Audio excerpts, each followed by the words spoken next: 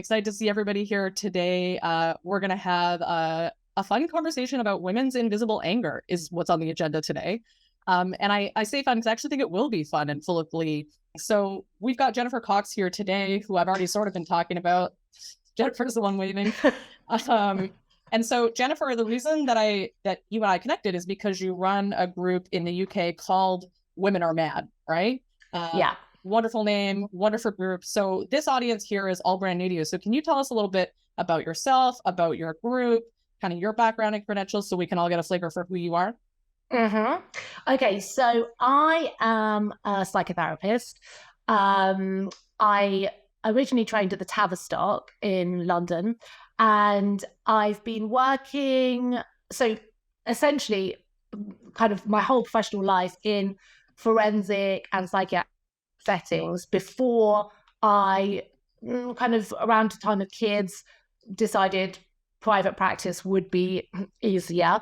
But what I noticed quite quickly working in private practice with mostly women, a lot of the feelings were very similar to what I would feel working with violent criminals, men, from the years spent in wards, in locked wards and secure settings. So I started to kind of ask questions about that, firstly just to myself, and then kind of more openly to the patients themselves, and really started to sort of scrutinize the symptoms that they were coming in with. So often they'd present with anxiety or depression, but also as kind of secondary symptoms have, frequent migraines or IBS or musculoskeletal things going on. What I began to sort of realize as I mooted that what I felt in the room with them was anger, was that they became quite quickly relieved and really readily attached to this idea, like, oh shit, yeah, I think this is it. I think this is what I'm feeling. And it was so weird how, as I say, across all these different women from all different walks of life, there had been this just not even taboo, because I think it is a taboo, but I don't think consciously they were aware it was, just a sort of being asleep to that emotion, really, like a shared like numbness to the fact that could be behind their symptoms. And once it was out, and we could really work with it, sort of with each individual person in whatever way was did. And, I don't know if other therapists are noticing this. It doesn't seem to be that lots of people are talking about it, but certainly not in the therapy community, but it is obviously being talked about in the wider world a bit more now, journalists especially, I'd say.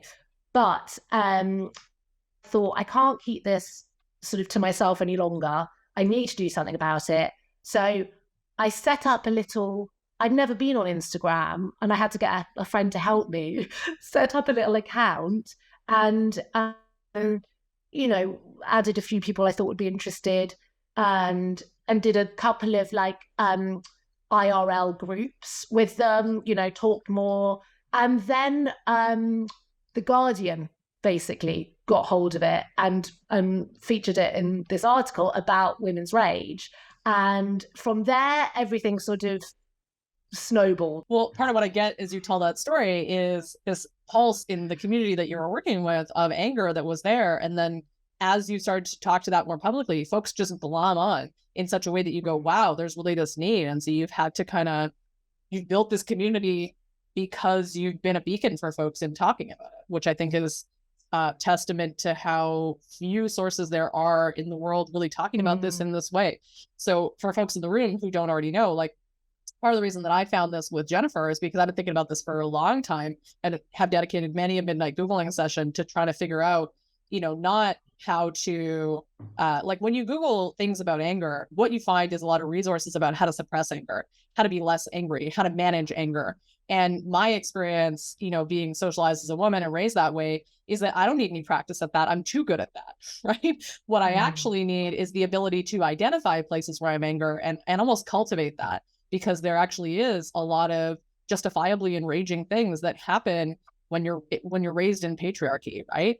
And we are taught to be small and polite and collected about that. And then when we go online to go, hey, what am I going to do about this? Like the pulse of anger that you've identified in all your clients, the answer is make it smaller, right? And so that was also enraging. And then also there was no help about that on the internet until one day, courtesy of this Guardian article, I found Jennifer, and now we all find Jennifer as a result, right? And so I think the work that you're doing is, just an amazing gift, and certainly has been for me, and hopefully will be for the folks in this room as well. So part of where I want to go to get us sort of started, now that we know who you are, is, this is going to be a talk about anger, right? And we can do that in a polite way, or we can do it in a way that really goes after it. And so we're going to obviously do it in the way that goes after it. And so we're going to start off like right from the beginning. And Jennifer, tell us 5 things that you are angry about, like viscerally angry about these days. I want to hear it. I'll follow with my list. And folks, anybody in this room, share in the chat, like, what are we angry about? Like, let's just talk about it. Because pile in.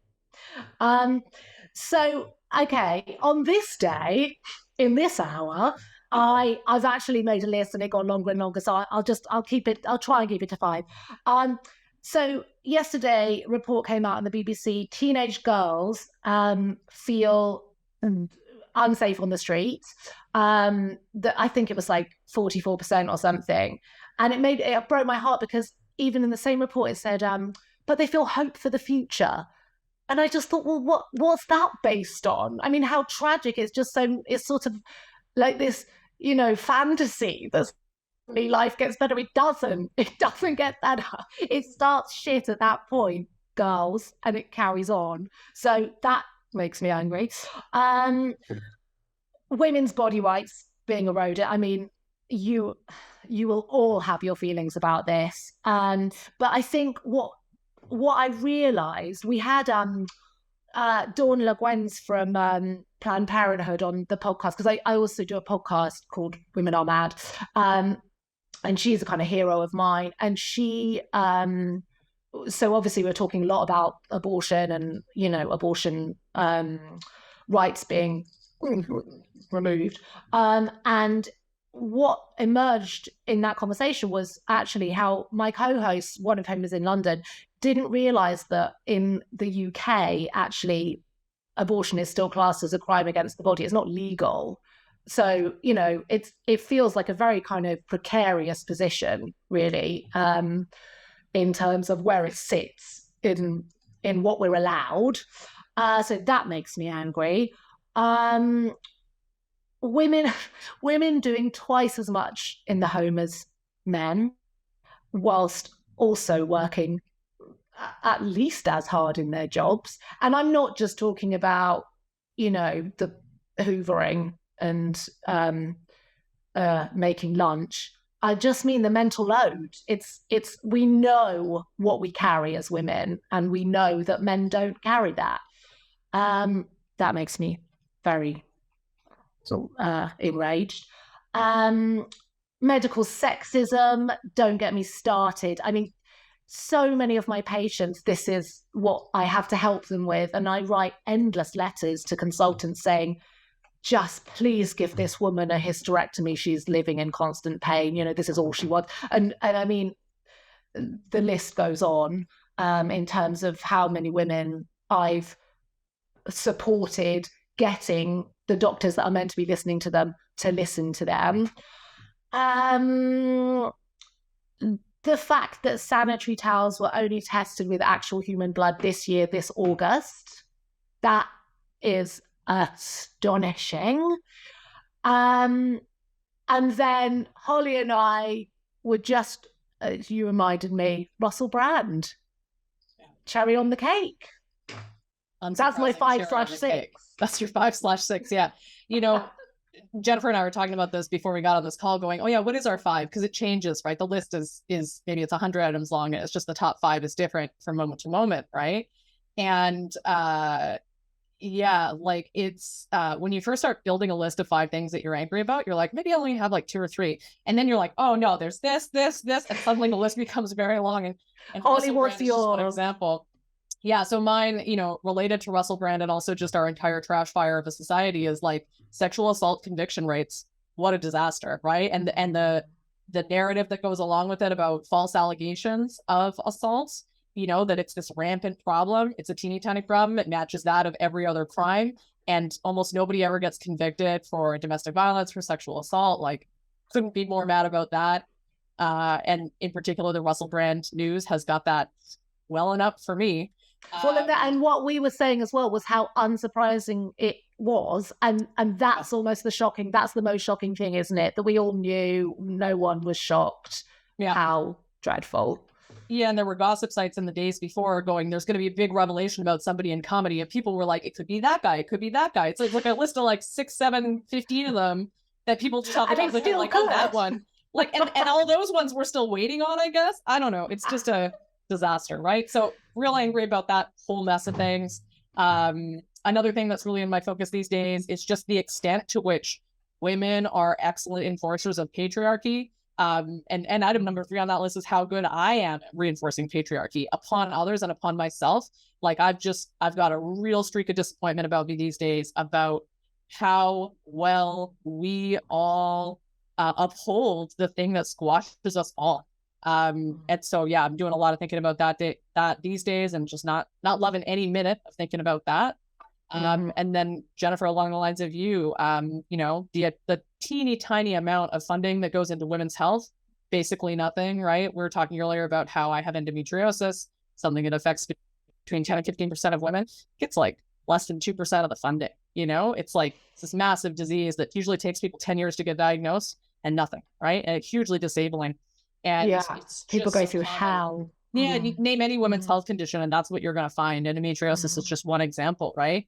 So that's particularly frustrating. And then, the thing that goes along with that you're already talking about, which is medical gaslighting, how hard it can be to get medical professionals to believe you, to take your condition seriously, to not treat you like you have hysteria, which was literally just, they thought you have a uterus. And so that's the reason why you're messed up. That's what hysteria is, right? And it's effectively still a diagnosis.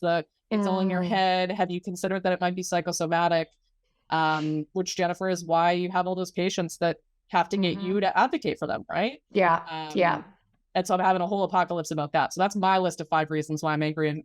And again, folks, anyone who's got stuff they're angry about, share in the chat. We'd love to hear it, because this is it's an angry conversation today. We're talking about what's here. And I think, like, Jennifer, you tell me, right? But the list is lying for most people, right? There's the giant political things. We've both brought a lot of those to the table, but I think for a lot of us, there's stuff that's really personal there, right? And I agree. Are separable. Yeah, I think this is the point, actually, is how the macro comes into the micro, and like you were saying, how we ourselves enforce these patriarchal piles of shit, but also how how the kind of structure of the family, the structure of the nuclear family is sort of beautifully designed to really embed these wider problems into our, daily lives. And I think majorly what I would say is gaslighting, because I think one of the things I really notice is how, at a sort of massive societal level, we're told, well, but you've got everything, women, but we gave you an education, we supported you with that, you're allowed jobs, you might even be allowed top jobs, but we're going to disguise the fact that underneath that there is still massive amounts of covert sexism, and a lot of it is all, a lot of the processes are very tokenistic, and they're not really going to help you. Oh, and by the way, the school's going to phone you halfway through this meeting and say your kid has nits and you need to come and get them. Okay. So, it's this lie. It's a huge lie that we're sold. And I think this is what we bear in our bodies is kind of, I'm stressed, I'm overwhelmed, I don't have enough hours in the day, my to-do list grows and grows. Oh, I've got terrible, how weird that I've got terrible IBS, or that I've got to go to bed with yet another migraine, but I can't go to bed. Let me just take tablets. I don't have time to go to bed. And, this is what it's doing to us. And we're not allowed to call it anger.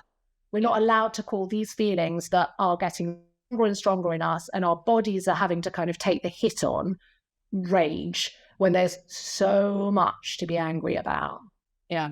I had a conversation just yesterday with a speaker who's going to come and speak at WIMDI at some point in the future, right? And we were talking about how there is so much suppression that happens around all the things that you're just saying, and all the things that are now showing up in the chat, like I'm getting mad. Yeah. Thanks. You're doing exactly what we asked for. But there's so much to be mad about. And then what we are expected to do, and what everybody else enforces around us, so we have to suppress that and make that small and not talk about it, and transmute that from anger into sadness, or into frustration, or into irritation, or into nagging, or, the list goes on.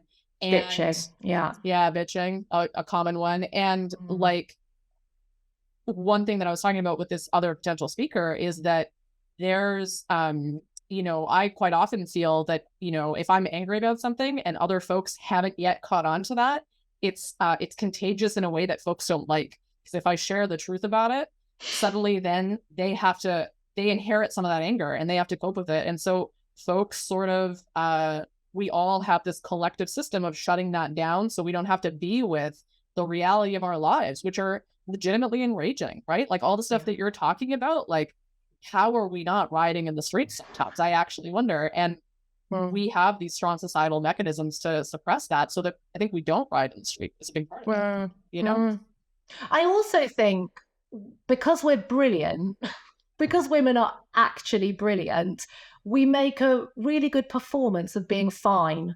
We convince people we can do this. Yes, you're right. We have got it all.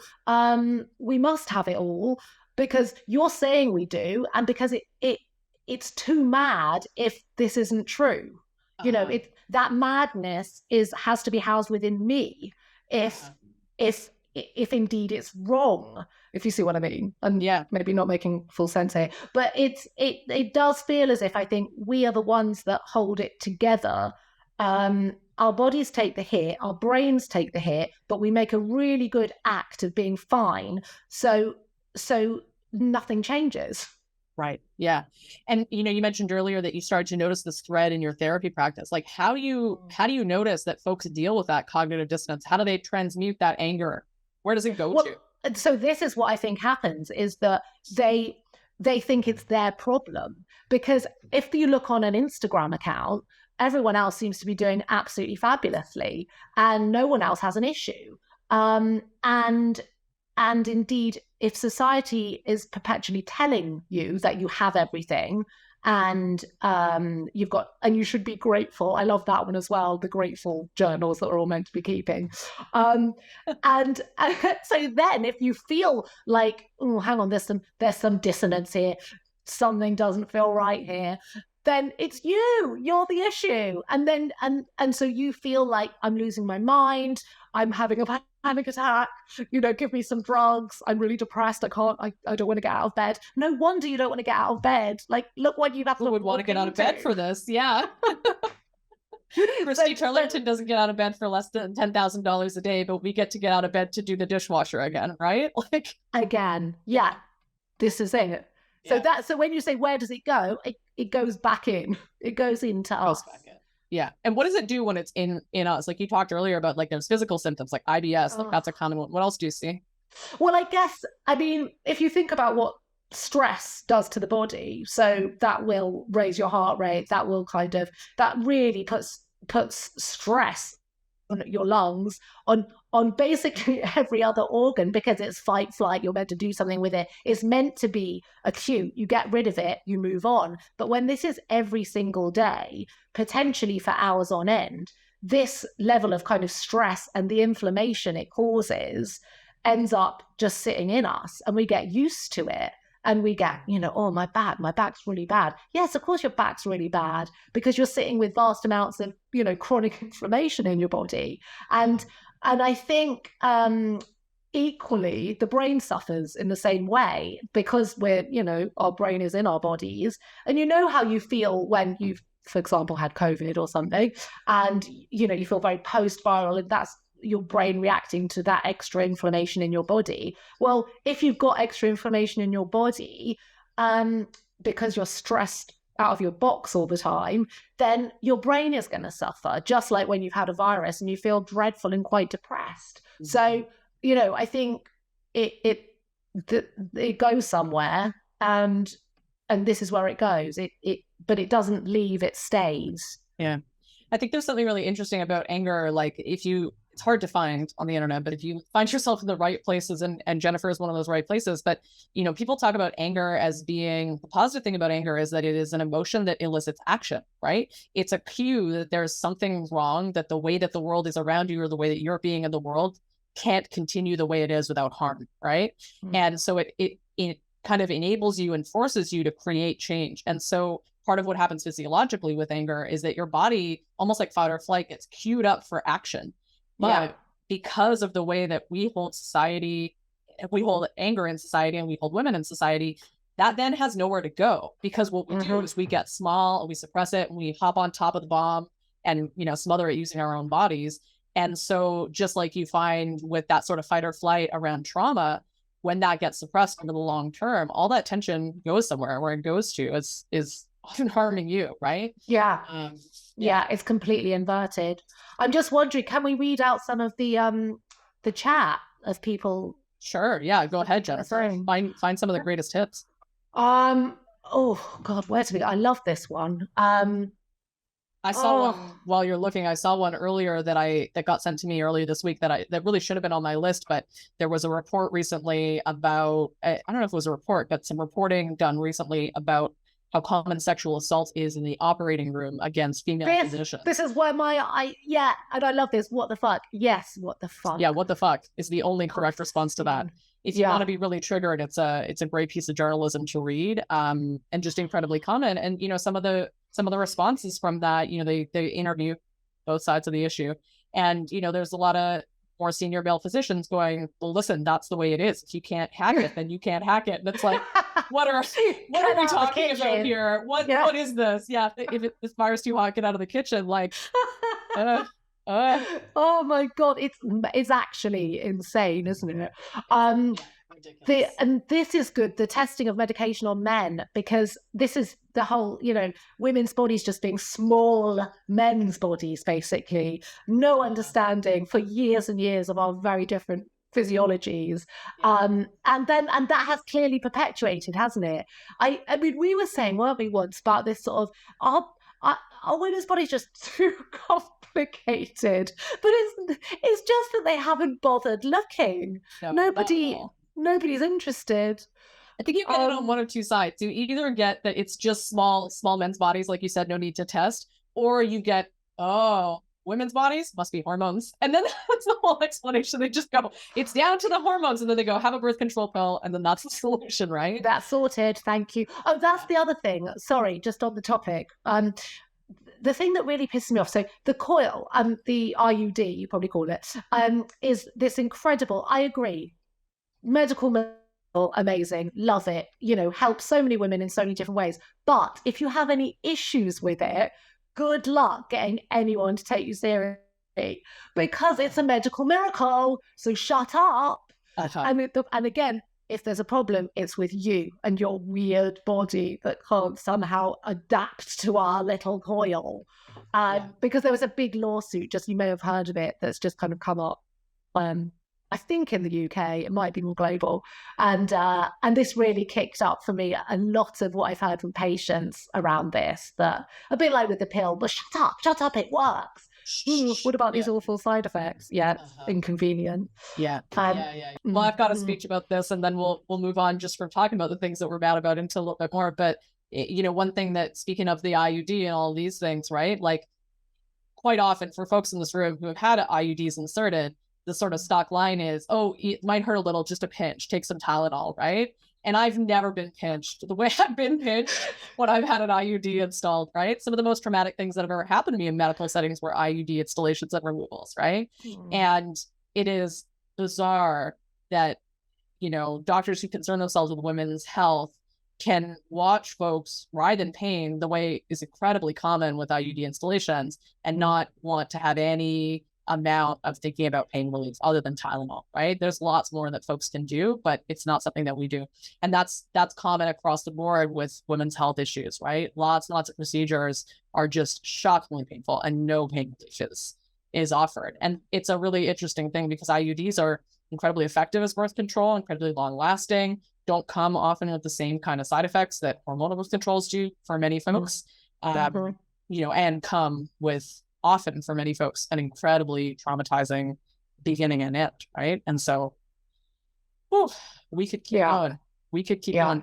So on the same note though, Jennifer, like you and I have talked before about, and we've been talking on this call about how, folks shut down women's anger. How do you see folks do that? And folks share in the chat as well. Like, how do you see folks shutting down anger? And then how do you see yourself or women internally shutting down anger, Jennifer? I'm curious. I think we call it, I don't think we call it anger for a start. So I think it gets shut down at such a deeply unconscious level that we don't even probably have a word for it. I think we don't really encourage girls, especially little girls as they grow up, to verbalize and articulate their feelings of anger. So I think they're then left without a vocabulary for it. So what do you do if you have feelings that you don't have words for, or that you think the words that exist for it don't apply to you? So I think this is sort of a key part of the problem. And it really assists the gaslighting then, because it's like, oh, I'm having all these really uncomfortable feelings. What is it? What is it? Oh, it must be anxiety. Because there isn't a word for what it actually is. And I guess when you say, in myself, I mean, I suffered with migraine for years, forever. And like beginning from when I was a tiny kid. And at that point, they just decided it was like a kind of cyclical vomiting thing, ignored it.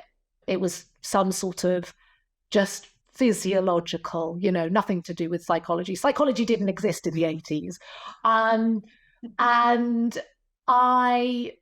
I've only realized, kind of putting it all together myself now, what it was and what I had. But so interestingly, since Women Are Mad began, my migraines stopped. Since I've been talking every day about anger openly and aggressively and not holding back. Yeah. I'm much healthier. Yeah. I think that's amazing. And, we'll talk about this in a second, but one conclusion I came to and part of how we connected is that there's gotta be an outlet for this, right? We can't just store it inside like, squirrels with some kind of unlimited tree trunk to put all our angry acorns in, right? We need to have a way out, or the squirrel eventually runs out of places to put the acorns in. Now why? Because nobody wants to see them, right?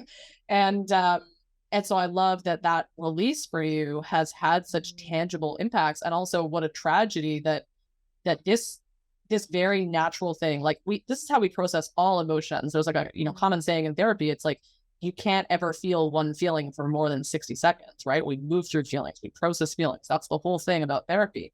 But when it comes to anger, somehow it's different. It's not supposed to be the same. Like even at the start of this call, Jennifer, you and I were talking about how there's this study that says that, if you feel your anger, that's bad because it'll just increase it and it'll get out of control. It leads right? to more, apparently. It leads to more. Yeah.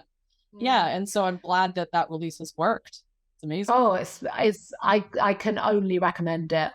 Yeah. If a woman is too ill to voice her anger because, there aren't words for it, only her body seems to be able to articulate it. She's so consumed with looking after this ill body that she can't possibly go out onto the streets and rage about, abortion laws or whatever it might be. Yeah. Jennifer and I had a conversation a while ago about a book that I read a couple books about anger in the last year, but in particular, there was a book called Good and Mad by Rebecca Tracer. And it's all about exactly what Danielle's talking about here, which is that women's anger politically has power, which is why we work so hard as a society to suppress it, right? And how there's effectively, like, I'm not saying that people get together and have, how are we going to suppress women's anger meetings or anything like that, but effectively just through the machinations of they don't need to. They don't need to, because they're doing it all the time. There's a really efficient system in place that works on this, right? So Jennifer, I want to switch gears a little so we make sure we've got some time for Q&A for folks. But, you know, part of what they profiled, I believe, in that Guardian article, or at least whatever article it was that I read, because she says had more press, was that you took a bunch of women out in public where you live and had them all scream, which I was like, that was actually what I was looking for. I've been saying for a year, how can I go scream?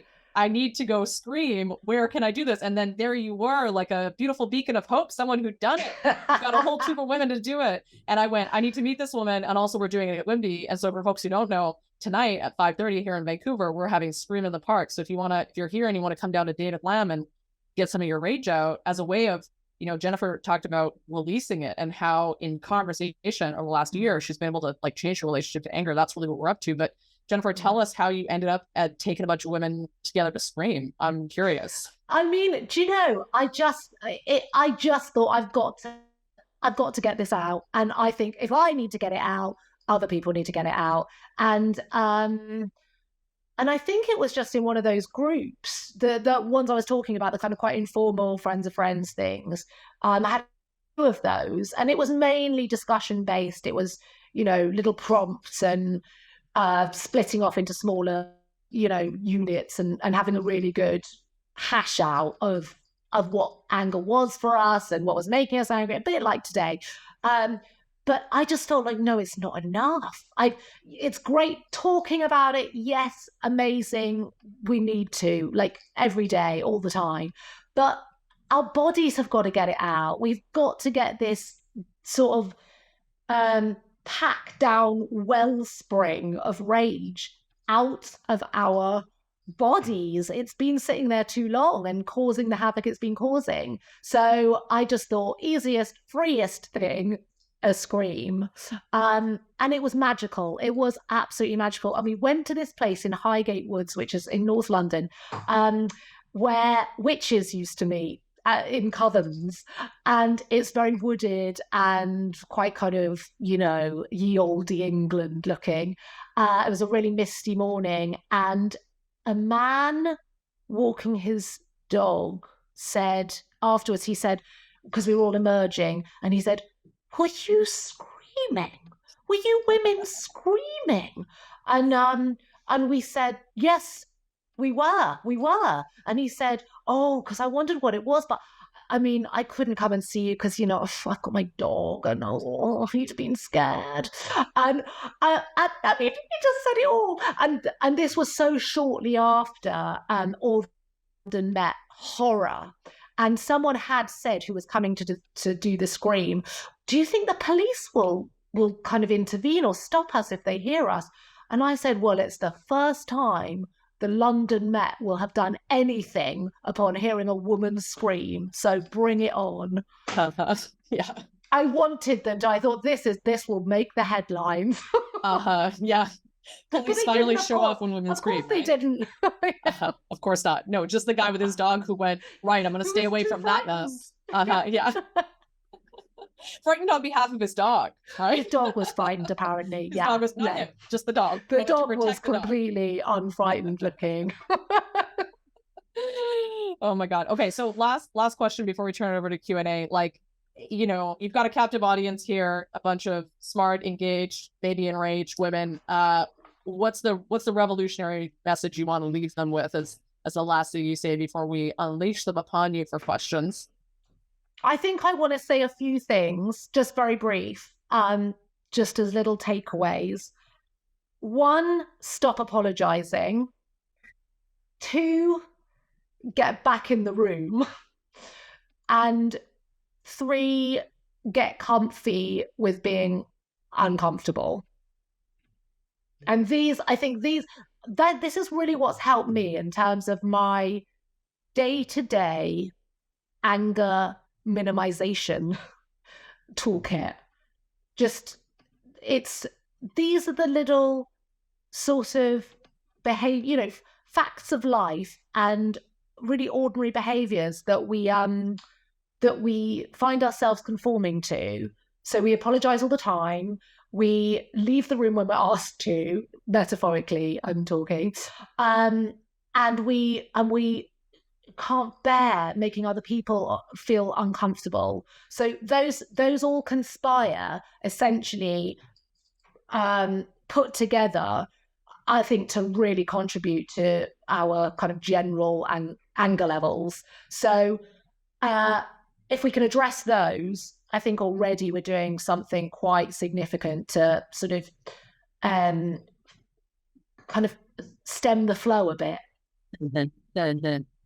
Yeah, we've got a bunch of folks weighing in here in the chat, and I'm not going to be able to catch up with all of them, but I'll just call it one that I just caught my eye a second ago, which is women should not do emotional labor for men anymore, right? Love that. Absolutely. Love that. And you know, one of my aspirations in life, I don't always like what comes with this. I have to do my own work to come to terms with loving every consequence that shows up. But like, my aspiration is to be an incredibly inconvenient woman. You know, I want to be disliked. I want people to find me difficult to some extent. And in particular, men who want me to do emotional labor, I really want them to find me very hard to deal with, you know? And I think that it's an important thing for all of us to do to be a little less easy, you know, because part of that function and part of the way we suppress ourselves and others suppress us is by us making things easy, right? Yeah. Agreed. If folks want to find you or be part of Women Are Mad, how do they do that? So probably the easiest thing at the moment is to, if you're on Instagram, DM me at Jennifer Cox Psychotherapist. The other route is Facebook, because we've just set up there. So actually you could also DM me. But that's if you have Insta. Either do Insta DM or Facebook, Jennifer Cox, and I'll put you into the Women Are Mad community. Right. And folks, if none of that, if you can't remember any of that, womenaremad.org, right? Yeah, precisely. And then you can just contact me via the form. Yeah. And all those things are linked. You know, if you go back to the event listing, there's links to all the things that Jennifer's on. And Jennifer, what's your podcast called for those of us who are going to? It's called Women Are Mad. And we are currently recording the second series with some very exciting guests. Oh, I'm very excited.